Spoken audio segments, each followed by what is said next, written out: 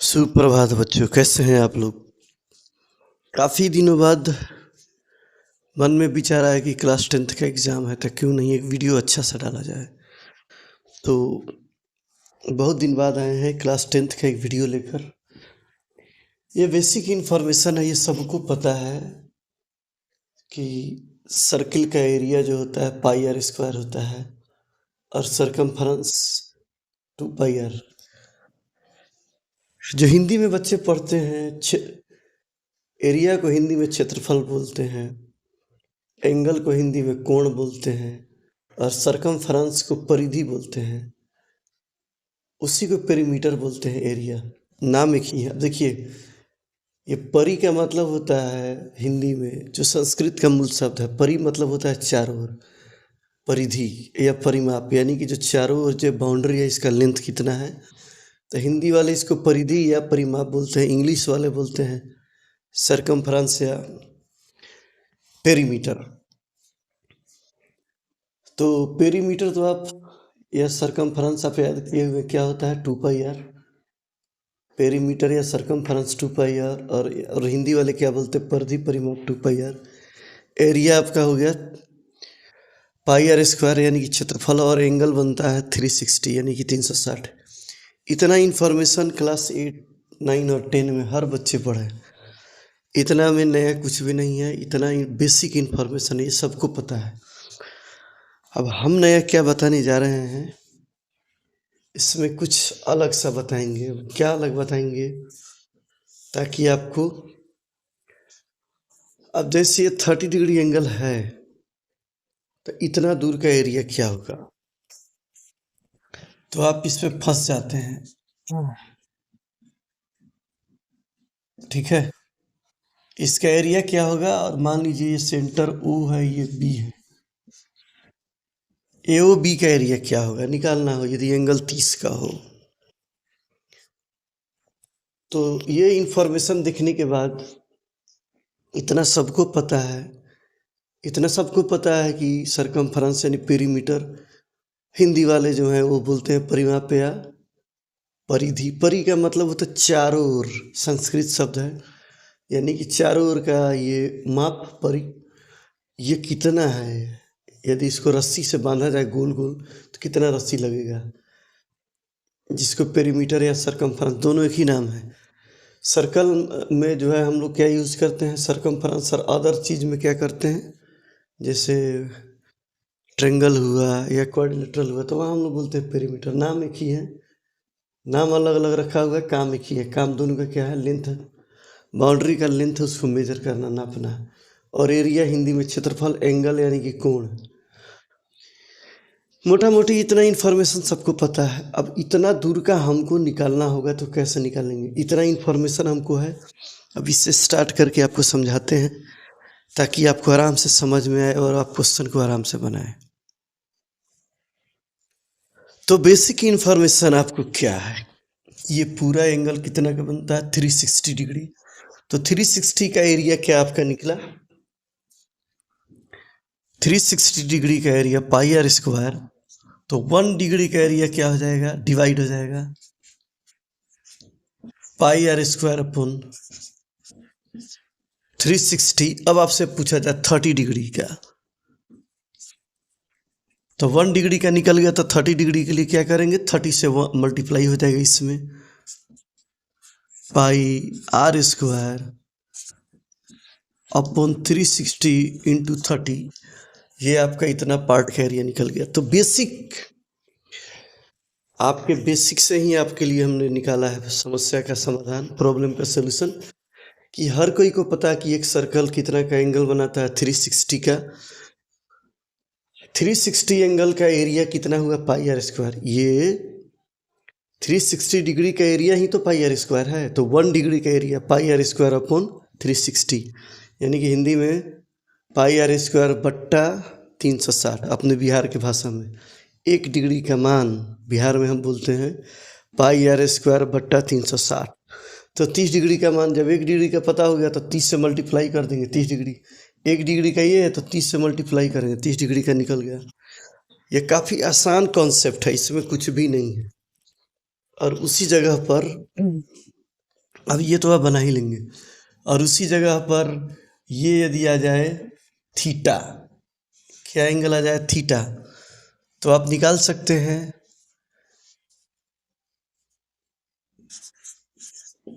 360 का एरिया फिर से आपको पाई आर स्क्वायर 1 डिग्री का पाई आर स्क्वायर अपॉन 360, तो थीटा डिग्री का क्या होगा, तो 1 का पता चल गया तो थीटा में मल्टीप्लाई कर देंगे, पाई आर स्क्वायर 360 इंटू थीटा, जिसको आप रट्टा लगाते हैं, क्या याद रट्टा लगाते हैं, पाई आर स्क्वायर थीटा अपॉन 360। क्यों हो रहा है ये आपको समझना है। यदि ये आप समझने लगे तो काफ़ी आसान है। क्या हम बार बार समझा रहे हैं कि ये पूरा 360 एंगल एक सर्कल बनाता है जिसका एरिया आपको पाई आर स्क्वायर है। तो 1 डिग्री का एरिया क्या हो गया, यदि डिवाइड कर दे 360 पार्ट में, तो हर एक पार्ट का एरिया हो जाएगा पाई आर स्क्वायर अपॉन 360। कहने का मतलब है यहाँ से यहाँ का एक स्ट्रिप बिल्कुल बारीक सा कटा हुआ निकाल ले जो 1 डिग्री का होगा, तो इस 1 डिग्री का एरिया हो जाएगा पाई आर स्क्वायर थीटा अपॉन 360। तो 30 का निकालिए या थीटा डिग्री का निकालिए, काफ़ी आसान है। तो इसका बेसिक कंसेप्ट यही है, आप इतना याद रखिएगा, कहीं मिस कर गए भूल गए कि 360 का एरिया मेरा पाई आर स्क्वायर है, तो 1 डिग्री का एरिया डिवाइड हो जाएगा सीधा पाई आर स्क्वायर अपॉन 360। तो जितना का भी निकालना हो 30 डिग्री का यानी कि 30 का, pi r square 360 divided by 360 pi r square into 30। ये आपका इतना बेसिक इन्फॉर्मेशन है कि आपका कोई क्वेश्चन बन जाएगा। 60 डिग्री का निकालना है तो क्या हो जाएगा, पाई आर स्क्वायर 360 इंटू 60 डिग्री आप निकाल सकते हैं।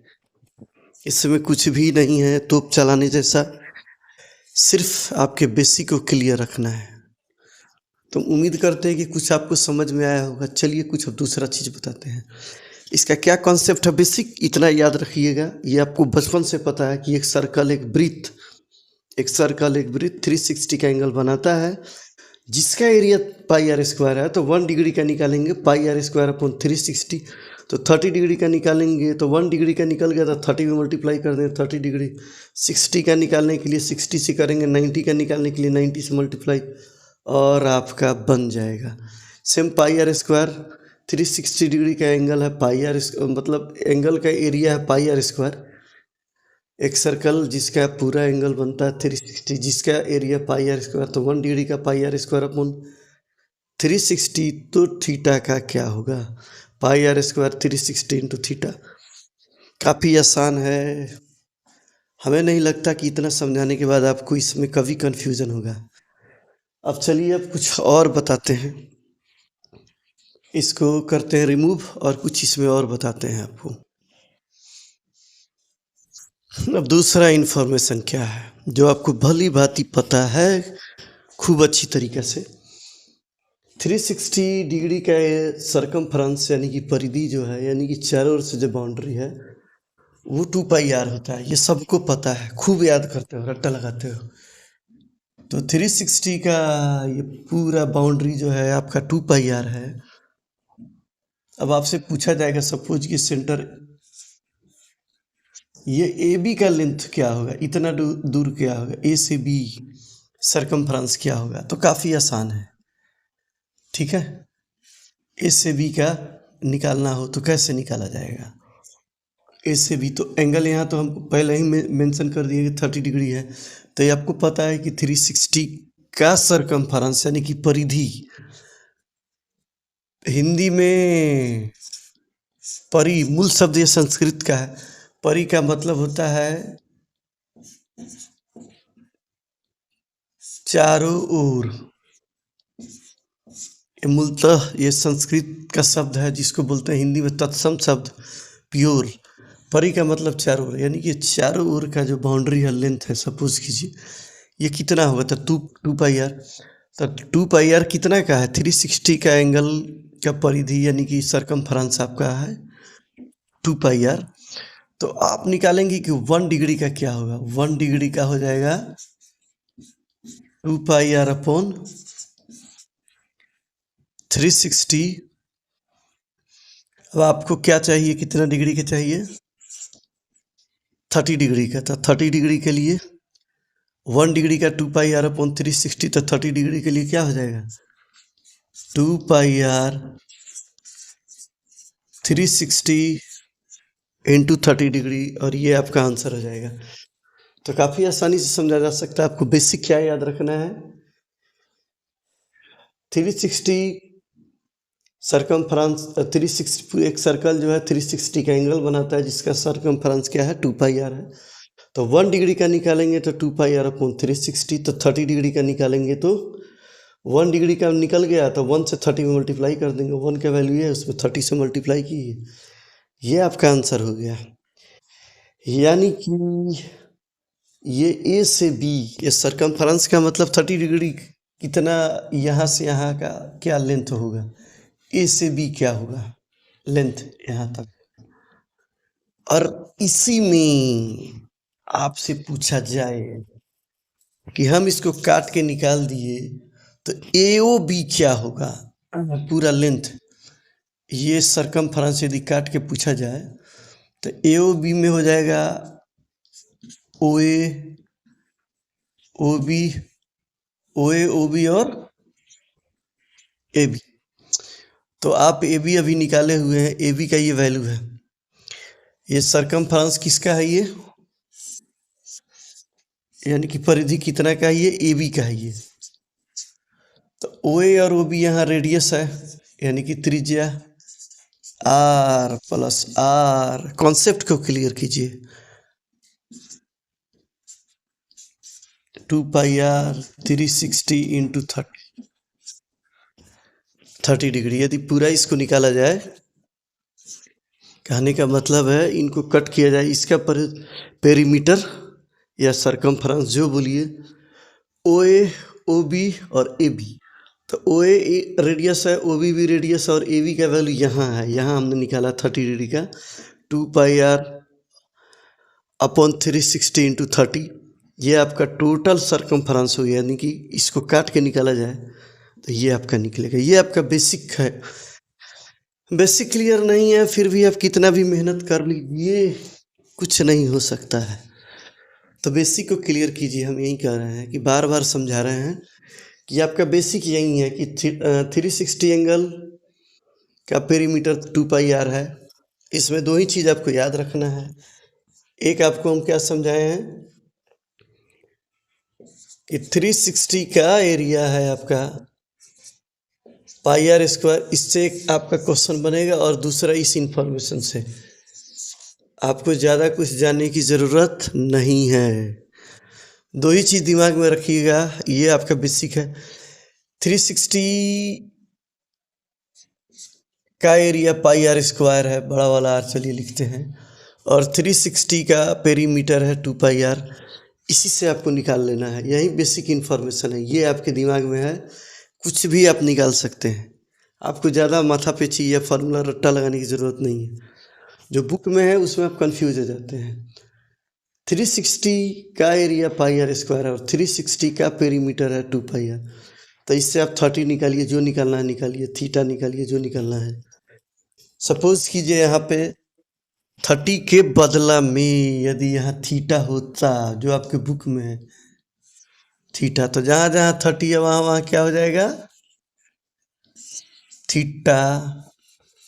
देन यहाँ भी आपका हो जाएगा थीटा, और यहाँ भी हो जाएगा आपका थीटा। ध्यान से इस वीडियो को 2-3-4 बार देखिएगा, समझ में आ जाएगा, बिल्कुल सेट हो जाएगा।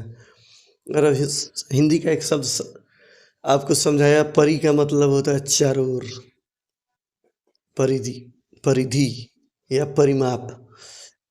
इंग्लिश में बोलते हैं सरकमफ्रेंस या पेरीमीटर, हिंदी वाले बोलते हैं परिधि या परिमाप। तो इतना आपको एकदम पता है बचपन से कि 360 का एंगल एक सर्कल बनाता है जिसका एरिया πr² और 360 का एंगल बनाता है जिसका पेरीमीटर 2 पाई r है। इसी से आप निकाल सकते हैं। तो 1 डिग्री का पेरीमीटर हो जाएगा 2 पाई r/360, और थीटा का हो जाएगा 2 पाई r/360 इंटू थीटा, जिसको बुक में दिया हुआ आप खूब रट्टा लगाते हैं। इसको रटना नहीं है, इसको करना है, समझना है। अब एक चीज़ और आपको समझाना है, ये बिल्कुल आसान सा चीज़ है। अब कुछ ट्रायंगल वगैरह बनेगा तो सेगमेंट और सेक्टर का भी आपको समझा देते हैं, आइडिया दे देते हैं। अब कुछ छोटा मोटा चीज़ समझ लिया जाए, जिनको समझने में दिक्कत होता है। ये कॉर्ड होता है, ए बी कॉर्ड है, ए से बी कॉर्ड। ये छोटा है, ये छोटा है, ये उससे बड़ा कॉर्ड है, और जो सबसे बड़ा कॉर्ड है मान लीजिए एल से एम, सेंटर U है। तो बिगेस्ट कॉर्ड जो होता है उसका नाम है डायमीटर, सबसे बड़ा कॉर्ड डायमीटर है। और ये छोटा है, सेंटर से जितना दूर आप जाएंगे उतना कॉर्ड छोटा होगा, और सेंटर के जितना पास आएंगे वो बड़ा होते जाएगा। और जब सेंटर क्रॉस कर जाएगा कोई कॉर्ड, उसी का नाम हो जाता है डायमीटर। हिंदी में उसको बोलते हैं व्यास। कॉर्ड हिंदी में बोलते हैं व्यास, जिसको अंग्रेजी जो ये व्यास को हिंदी में बोलते हैं, डायमीटर को हिंदी में बोलते हैं व्यास। तो जो बिगेस्ट कॉर्ड होता है वो डायमीटर होता है, जो एल ओ एम हमने माना सेंटर से क्रॉस किया तो ये डायमीटर हो गया। ये भी एक कॉर्ड है, diameter is also chord, diameter भी कॉर्ड है। लॉन्गेस्ट कॉर्ड है, बट आपसे ऑब्जेक्टिव में पूछा जाएगा लॉन्गेस्ट कॉर्ड, सबसे बड़ा लॉन्गेस्ट कॉर्ड कौन है, तो लॉन्गेस्ट कॉर्ड का ही नाम डायमीटर है। लॉन्गेस्ट कॉर्ड इज डायमीटर, याद रखिएगा। सबसे बड़ा कॉर्ड जो होगा उसी का नाम, समझ गए, डायमीटर। ये आपका होगा, याद रखना है।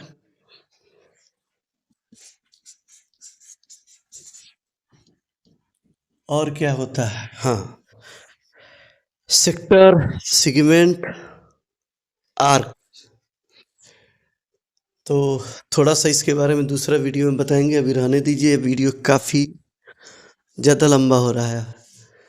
तो चलिए अगले वीडियो में फिर मिलेंगे, तब तक आपको समझ में आया या नहीं आप ज़रूर लिखिएगा। हमने क्या बताया, सबसे लंबा कॉर्ड जो है उसका नाम ही डायमीटर है, longest cord is called diameter, याद रखिएगा। और सेंटर से जितना दूर जाएंगे आपका कॉर्ड छोटा होता जाएगा। एक समय ऐसा आएगा कि जब आप सरकमफ्रांस पर आ जाएंगे, यहाँ पर आ जाएंगे तो कॉर्ड का वैल्यू 0 हो जाएगा। मतलब देख रहे हैं, ये ए बी छोटा है, मान लीजिए ये एक्स वाई है, ये छोटा है, और भागते भागते हम कहाँ आ जाएँ, यहाँ आ जाएँ। तो यदि सरकमफ्रांस के ऊपर आ जाएं और आपसे पूछा जाए, घुमा के क्वेश्चन पूछा जाए कि कॉर्ड 0 कब हो सकता है, when chord is 0, when chord is 0, दिमाग में रखिएगा, व्हेन कॉर्ड इज 0 हो सकता है। फिर जियोग्राफ का जो टैलेंट टेस्ट दे, आपसे क्वेश्चन घुमाया जा सकता है, क्वेश्चन वही रहता है, घुमाया जाता है। व्हेन कॉर्ड इज 0, कॉर्ड 0 कब हो सकता है, या कॉर्ड कब 0 होगा, तो कॉर्ड तब 0 होगा जब आप सेंटर से भागते हुए सरकमफ्रांस के ऊपर आपका कॉर्ड आ जाए और इसको लाई कर जाए, टच कर जाए, यानी कि इसमें मिल जाए। जो सेंटर बार बार दिखा रहा है ना, ये पॉइंट, इस पॉइंट पे कॉर्ड आ जाए, तब आपका कॉर्ड का वैल्यू हो जाएगा, कॉर्ड का लेंथ हो जाएगा 0। तो इन्फॉर्मेशन कैसा लगा आप लिख कर बताइएगा। शायद किताब में लिखना इतना मुश्किल है, थोड़ा सा किताब पढ़िए, थोड़ा हम लोग को भी देखिए, और कोशिश कीजिए किताब ज़्यादा पढ़ने का।